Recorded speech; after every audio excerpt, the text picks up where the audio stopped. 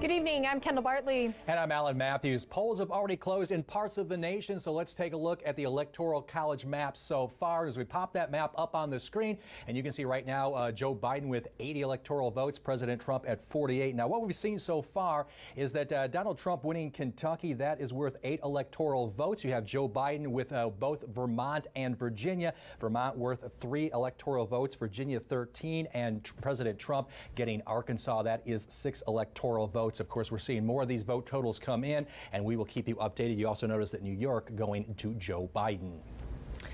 And law enforcement across the nation preparing for post-election protests and potential violence. This is footage from Portland, Los Angeles, San Antonio, and New York. People are just boarding up windows in preparation. Just yesterday, Governor Kate Brown announced a unified response team. Oregon State Police and Multnomah County deputies will be responding in Portland. The State National Guard is also authorized to move in if they are needed.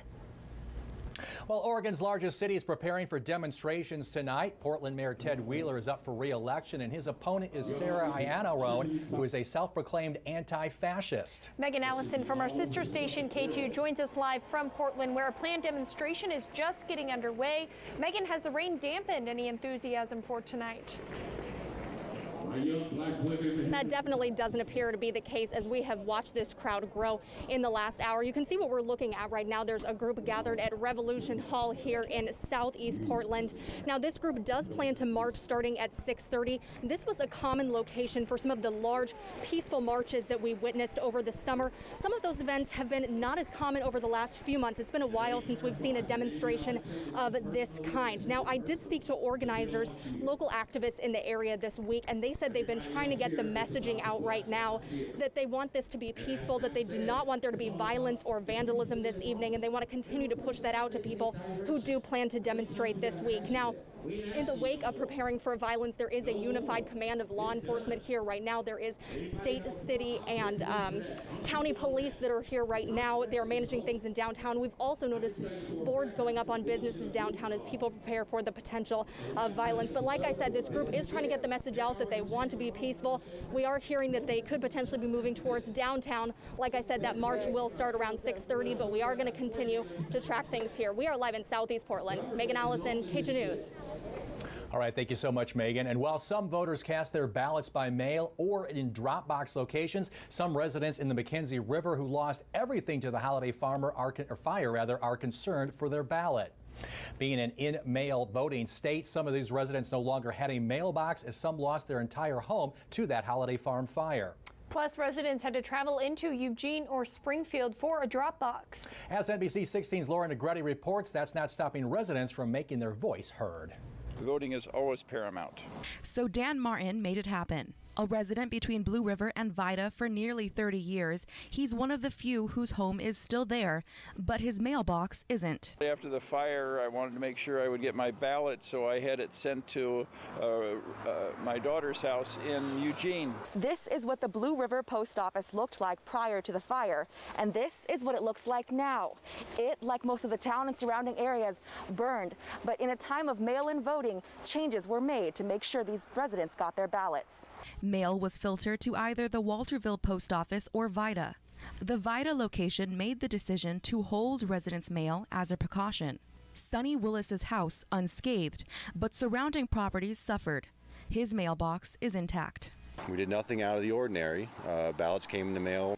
He and his wife submitted theirs to a drop box in Eugene. Near Willis's property, Vincent Tafoya lost his RV home. Still, his ballot came in the mail, and he turned it in last week via a drop box in Eugene. I feel I have to. I mean, otherwise I don't have any right to complain in one way or the other. On the ballot locally, a McKenzie school bond to raise property tax for school improvements. Now, after that fire, the board did suggest that voters say no, but Barton and Willis had already voted yes before getting that notice. Well, taking a look at some of the other local measures, the Bethel School District, a $99 million bond measure that is on the ballot tonight. The goal for this measure is to improve security, replace outdated textbooks and computers. The measure could also replace the Cascade Middle School, which is the oldest school in the district. And the 5-year levy for the Eugene Library also on the ballot this year. If it does pass, the average taxpayer would pay about $37 a year under the new levy. This would replace the current 5-year levy, which expires June of next year. The hope is for the money to be used to expand online services, new materials, and create a maker's hub. Well, it is the second highest election position in the state of Oregon. Oregon's Secretary of State is up for grabs this year as the current occupant, Bev Clarno, is not running for another term. Catherine Kiesel from our sister station K2 in Portland has a look at the two candidates vying for the job. In my view, this job is about making sure that government works for everybody, from running elections that are fair and secure, auditing state programs and revenues to make sure that they make a real difference in the lives of people who need them most. I have been spending most of my time on good government issues, working on government accountability and transparency, integrity. Those are issues that I think are very important to that office, as well as looking at it as a nonpartisan office. They both talked about Oregon's future and where they could make a difference as Secretary of State. We're really in a challenged time with businesses shut down, thousands of people out of work. We are being hit from many different directions right now. So those things, wherever the office can help, is what I want to work on. I want to work on getting us back on track. Not only as a mom, but as an Oregonian and a person whose life was changed in Oregon schools, I think the most important issue always is investing in our future, in our kids. And there are also 4 state measures on the ballot this year. Tonight we are taking a closer look. NBC 16's Olivia Young is live in the studio to break down all of those measures for us. Kendall, I spoke with people on both sides of these measures. Measure 110 would expand drug addiction treatment and effectively decriminalize possession of hard drugs such as heroin, cocaine, and meth. The measure will be funded in part by the state's marijuana tax. It also establishes an addiction recovery program that supporters say shifts to a health-based approach to addiction, rather than using the criminal justice system. Treatment, not punishment, is the right approach, and that it's really past time for Oregon to do something about this because we rank nearly last out of all states when it comes to providing access to drug treatment services.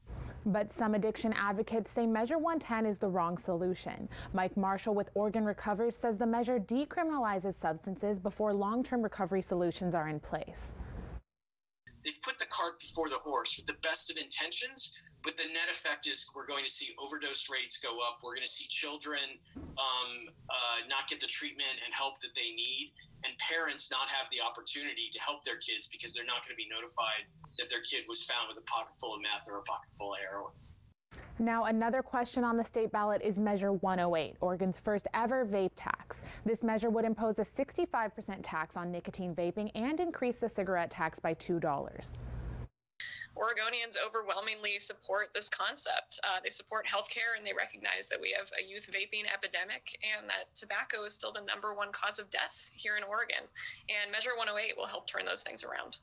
But vape shops say this measure will only hurt local business by driving customers online. Others point out that vaping is a healthier alternative to cigarettes that can be key in smokers quitting. As for the state's other 2 measures, Measure 107 would put limits on campaign finance spending and contributions in Oregon. And Measure 109 would legalize psilocybin, a hallucinogenic compound in so-called magic mushrooms, for an OHA-controlled therapy program. Now, we won't have early results on any of these measures until 8 p.m. when voting ends. But I'll be back tonight at 11 with those results and reactions from the campaigns. All right, Olivia, thank you so much. Well, a closely watched race tonight is the District 4 race for the House of Representatives. Longtime Congressman Peter DeFazio facing newcomer Alex Scarlatos. NBC 16's David Ochoa following this race from Roseburg at a local watch party for the local Republican Party. So, David, you actually had a chance to talk with Alex today, and how is he feeling about tonight's election? He's feeling a bit nervous, but he says that he ran a great campaign. He called it an 18-month interview that was a lot of hard work, but still fun. Out of all of DeFazio's opponents over the years, he feels he has the best chance to beat him. I do like my chances. I mean, like I said, we've given it everything we've had. This is the most expensive congressional race in Oregon's history, and it's really good to see the competition, especially considering DeFazio's never had a tough race before. He says that if they can't do it, then nobody can. Now, Skarlatos is still in his 20s, so I asked him if, even if he loses this race, if he thinks he'll run again. He says he doesn't know right now, and he'll cross that bridge when he gets there. He says he's just focused on that race. And he will probably be here at this watch party later tonight. Reporting live from Groesberg, I'm David Ochoa. All right, thank you so much, David. And we will have continuing coverage all night long on NBC 16. Now, NBC News election coverage, that will continue at 7 o'clock. We'll also have information on national, state, and local results on NBC 16 News at 11. And, of course, stay with NBC 16 as we'll be bringing you local updates every 25 minutes. And, of course, stay with us when we're not on the air. You can stay in touch and up to date at NBC16.com as well as our social media platforms. Well, coming up next on NBC 16 at 6:30, Lane County has seen a considerable increase in COVID cases over the weekend. We'll tell you why the numbers might not be what they seem. Plus, which state is allowing coronavirus patients to vote in person and how?